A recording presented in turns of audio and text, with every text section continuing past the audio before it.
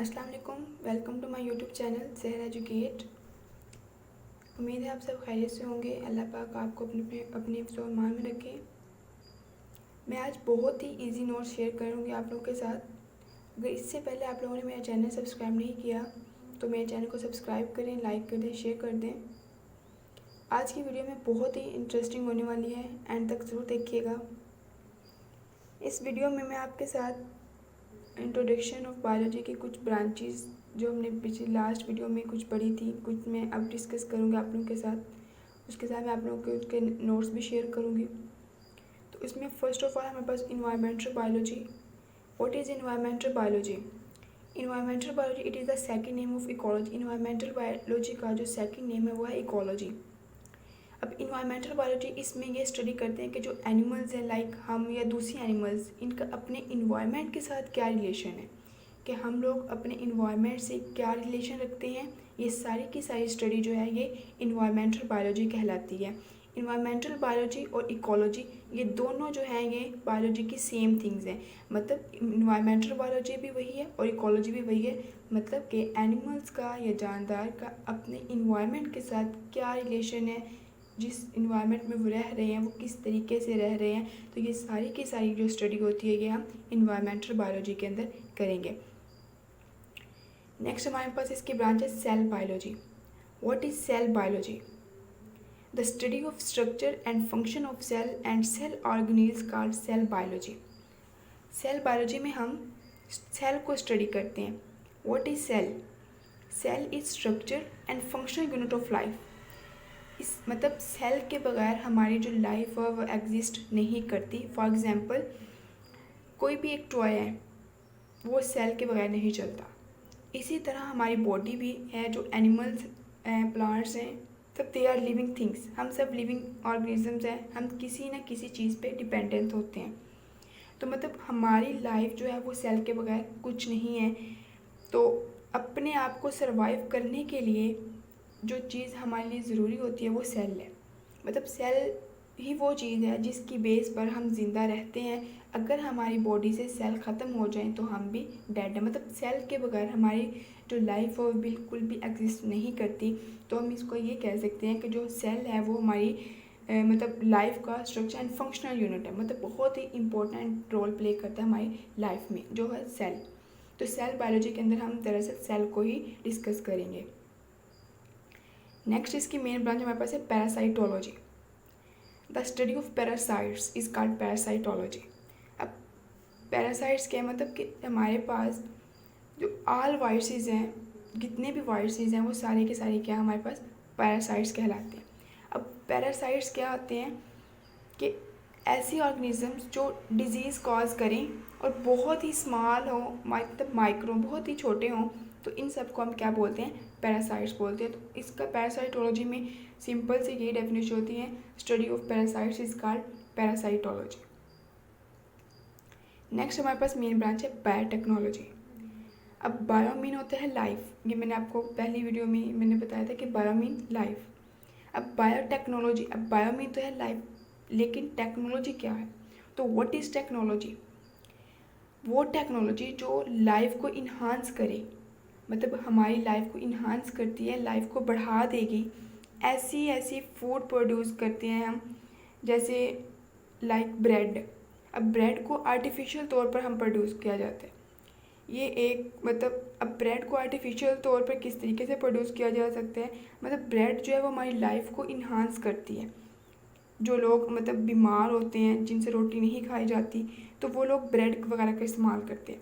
तो वो जो ब्रेड है, ब्रेड का इस्तेमाल है, वो कहा जाता है कि वो बायोटेक्नोलॉजी के अंदर आता है। तो ऐसी चीज़ें जो हमारी लाइफ को इन्हांस करती हैं, मैन्युफैक्चरिंग ऑफ लाइफ, मतलब हमारी लाइफ में जो डिफरेंट तौर पे इस्तेमाल होती हैं, हम डिफरेंट तरीके से उसको इस्तेमाल करते हैं कि किस तरह हमारी लाइफ को ये बढ़ा सकती है, ये जो है ये हमारी लाइफ को इंक्रीज़ कर सकती है। तो ये मतलब सबको हम स्टडी किस में करें? बायोटेक्नोलॉजी में, कि किस को इन्हांस कर सकती है। वो सारे का सारा जो मेथड होता है ये बायोटेक्नोलॉजी में आता है। अब नेक्स्ट हमने किया है taxonomy. What is taxonomy? The study of naming and classification of group and sub group is called taxonomy. Taxonomy ऐसी ब्रांच है बायोलॉजी में जिनमें हम नेमिंग करते हैं। अब किसी चीज़ को ख़ास नेम दिया जाता है, जैसे हर चीज़ का एक ख़ास नेम होता है, तो इस ब्रांच में हम नेमिंग करते हैं, हर चीज़ को स्पेसिफिक नेम देते हैं। अब नेमिंग किस तरह से की जाती है, वो साइंटिफिक मेथड से की जाती है। फॉर एग्ज़ाम्पल अनियन एक जनरल नेम है, अनियन। अब हम इसका जो जनरल नेम है वो अनियन है, अगर हम इसका साइंटिफिक नेम देखेंगे साइंटिफिक मेथड के लिहाज से, तो इसका जो साइंटिफिक नेम होता है वो हमारे पास होता है एलियम सेपा। अब अनियन का जो साइंटिफिक नेम है वो एलियम सेपा है। अब हम इसको टैक्सोनॉमी के लिहाज से स्टडी करें, तो इसमें हम जो है हमारे पास साइंटिफिक मेथड है, तो इसको हम जब नेम देते हैं टैक्सोनॉमी के लिहाज से अनियन को, तो वो हमारे पास जो साइंटिफिक नेम होगा वो होगा एलियम सेपा।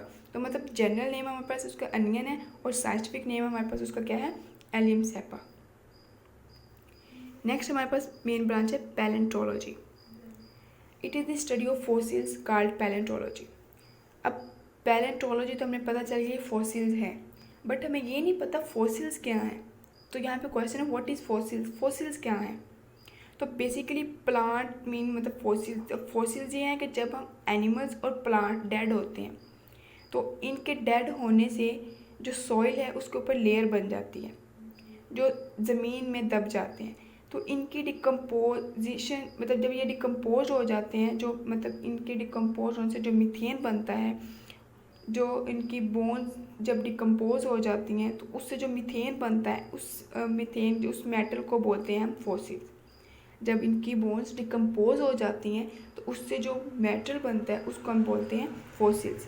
अब पेट्रोल, डीजल, ये सारे के सारे जो हैं, ये सारे क्या होते हैं, ये पेट्रोल हो गया, डीजल है, ये सारे के सारे मतलब प्लांट्स एनिमल्स की डिकम्पोज से मिलकर बनते हैं। अब प्लांट्स और एनिमल्स की जब डिकम्पोजिशन होगी तो ये पेट्रोल वगैरह, ये डीजल वगैरह हमारे पास में, तो ये सारी की सारी जो स्टडी होती है हम फॉसिल्स के अंदर कहते हैं। तो branch of biology deals with the study of fossils is called palaeontology. Next हमारे पास मेन ब्रांच है histology. The study of tissue is called histology.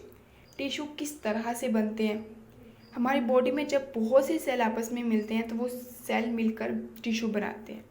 मतलब जब सेल कंबाइन होते हैं, cell are combined they make tissue. जब एक या एक से ज़्यादा सेल कंबाइन हो जाते हैं तो वो मिलकर क्या बनाते हैं, टिश्यू बनाते हैं। अब टिश्यू की डिफरेंट काइंड्स होती हैं, मतलब इनके लिहाज से अपना अपना फंक्शन परफॉर्म करते हैं। हर टिश्यू का अलग अलग फंक्शन होते हैं। यहाँ पे मैं आपके साथ मैंने टिश्यू शेयर किए। First of all smooth tissue. अब स्मूथ टिश्यू क्या होता है, ये स्टमक में होते हैं। स्मूथ टिश्यू जो होते हैं ये स्टमक के अंदर होते हैं। और कार्डिक टिश्यू ये हार्ट में होते हैं। स्केलेटल टिश्यू जो होते हैं ये हमारे मसल्स में होते हैं। तो हिस्टोलॉजी में हम दरअसल टिश्यूज़ को स्टडी करते हैं कि टिश्यू किस तरह से बनते हैं। नेक्स्ट हमारे पास मेन ब्रांच है social biology. The study of social behaviour of animals that make us societies, this process is called social biology। अब सोशल बायोलॉजी में हम मैन के बिहेवियर को स्टडी करते हैं। हर इंसान का एक अलग अलग बिहेवियर होता है।